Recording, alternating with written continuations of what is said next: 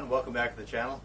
Thanks for watching our videos, liking, subscribing, all that good stuff. We really appreciate it, and yeah, if you guys could give us a sub, that'd be awesome. It doesn't cost you anything. You can have as many subscriptions as you want, and hopefully with our information that we provide here helps you guys out and you're doing your mods with your Enfield and stuff like that. So yeah, anyways, quick pitch for that.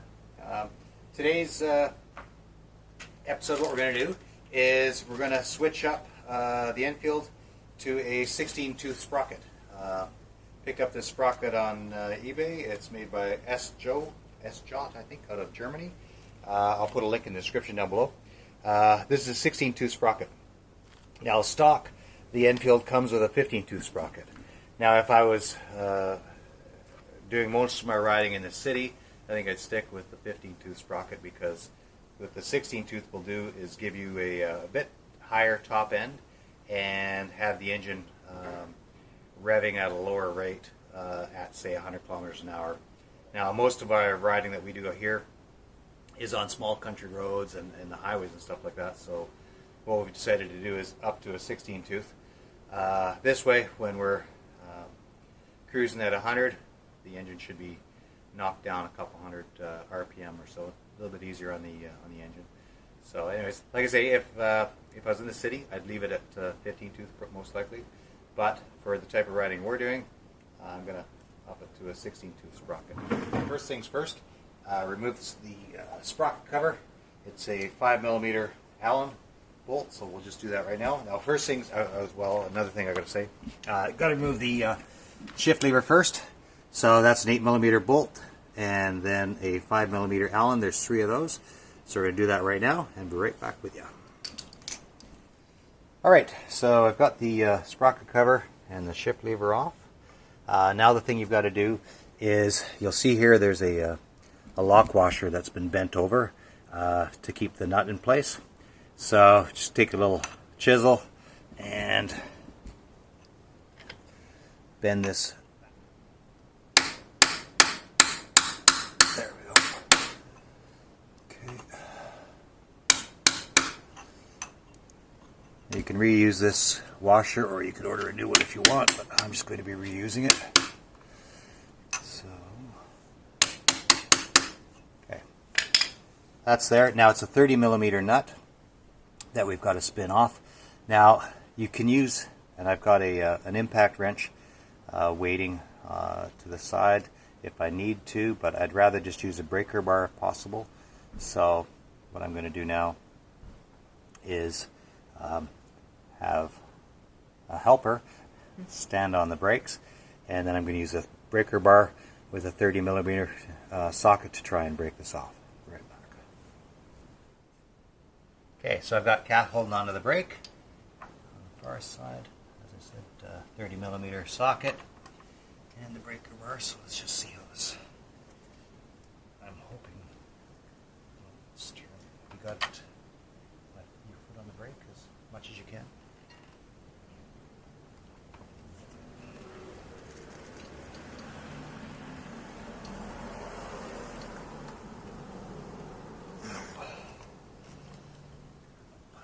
Okay.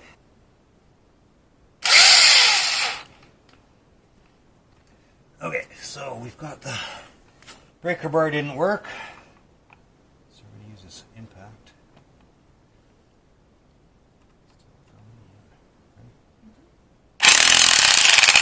There we go.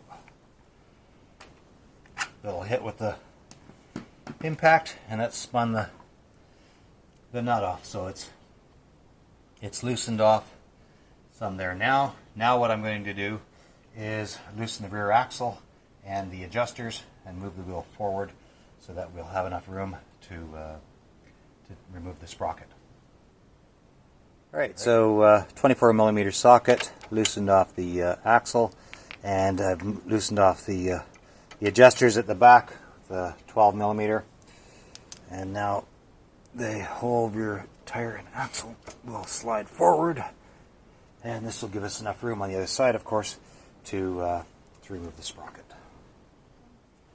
Okay, so now that it's loosened off, you should be able to see. Just hold the back wheel there.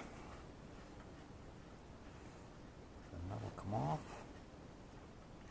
I'll list all the torques in the description below, the torque specs. There's the washer. So, and now the sprocket, I'm hoping just, yeah. Okay, so we don't have to remove the rear wheel or anything. The sprocket just will come out.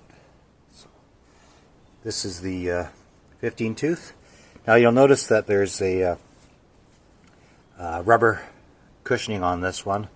The one that I bought to replace it doesn't have it. It's not that important, I don't believe, to have the rubber cushioning. Basically, the rubber you can see here, it cushions the chain. You can see the divots that are in the rubber caused by the chain. It quietens it down a bit, I guess, is its purpose, but it's not necessary. Especially in these motorcycles, these are, you know, major high-performance bikes or anything else. So, yeah, so we've got that. That'll go into the Enfield box. And the new one, we should be able to just fit into the chain, I'm hoping. Like so. And that'll go right back on. Look at that. Just like. Alright, so then the washer goes back on. Make sure you place it so that you can cinch down the washer afterwards. Then the nut. Now, the torque specs for the nut are. Hang on a second, let's get this thing started in here.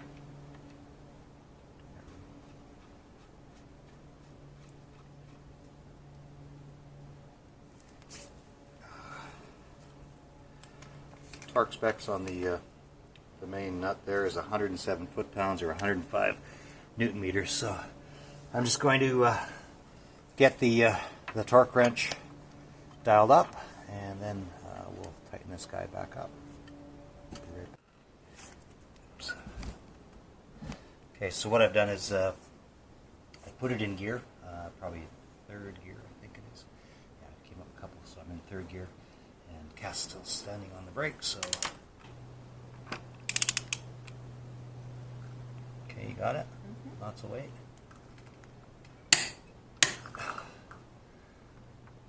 Okay, let's just check this once more.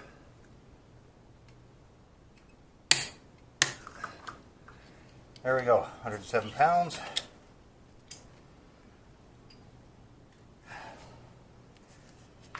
Now, bend the tab back down again.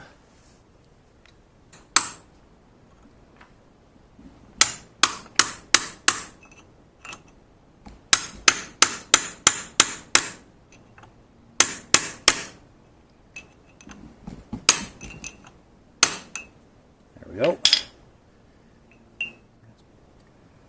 All right, so we've got the tab bent over. Got the nut torque to 107 foot-pounds. Now we're going to put the cover back on and then adjust the chain.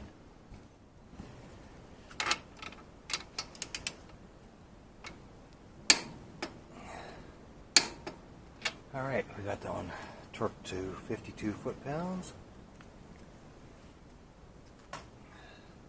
Got the chain adjusted properly.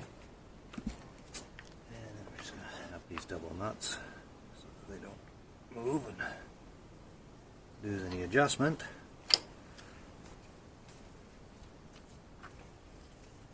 Same thing on this side.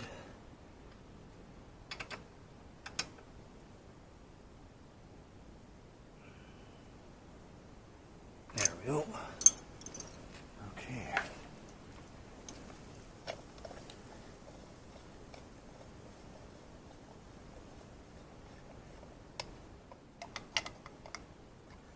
Okay, and then we'll torque those. Alright, so 7 foot-pounds on these.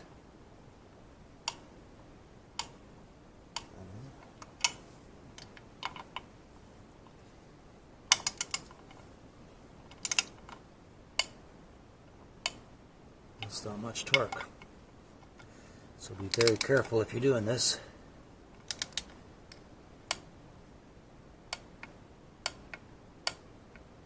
Because the last thing you want to do is over torque these and break them. So, and finally, get the shift lever on. Now, you may note here the see the there's a little divot there, little that lines up with the shift lever, so that it's too far that way. There we go. Just to give you an idea of where the shift lever needs to be. You can go up or down. I'm going to put a little dab of Loctite on this as well. Now this came with some red Loctite on it, but I don't have any, so I'm going to use some blue. Should be fine, I hope. And like I say, it's just a little 8mm bolt. I don't have the torque specs for this. I don't think it's that important. Really, just snug it up good, and you should be golden. And basically, that is it. Now, what I'm going to do is we're going to go out for a ride, and then when we get back, I'm going to video the RPMs so that you guys can see, and then I'll give you a review when we get back, a quick little blurb on what I think of this mod. That's snugged up enough. There we go. Alright, so just got back from a ride. What can I say? I think we had a bit of wind here today, so it's a little hard with headwind and stuff like that, but I think it drops the RPMs by 200 to 300 RPM at 100 kilometers an hour. I'll post the videos up. I've got the two separate ones, one before and one after, and you can see I think it worked out pretty good, but basically it's 200 to 300 RPM less at 100 kilometers an hour, or I guess that's around 62 and a half miles an hour. Anyways, it drops your RPM down, makes the engine run, I think, a little, probably a little cooler and a little more efficiently. Like I say, if I was around in town and stuff like that, I'd keep with the 15-tooth gear, 15-tooth front sprocket, just because I think it would be better for slower speeds and a little more zippy. Other than that, I think it's a great mod, great update. I'll leave a link below to the sprocket that I got, and yeah, and the torques as well. What else can I say? Thanks again for watching, subscribing, liking. We really appreciate it. And yeah, thanks again, guys. And keep your upper side down. See you in the next video.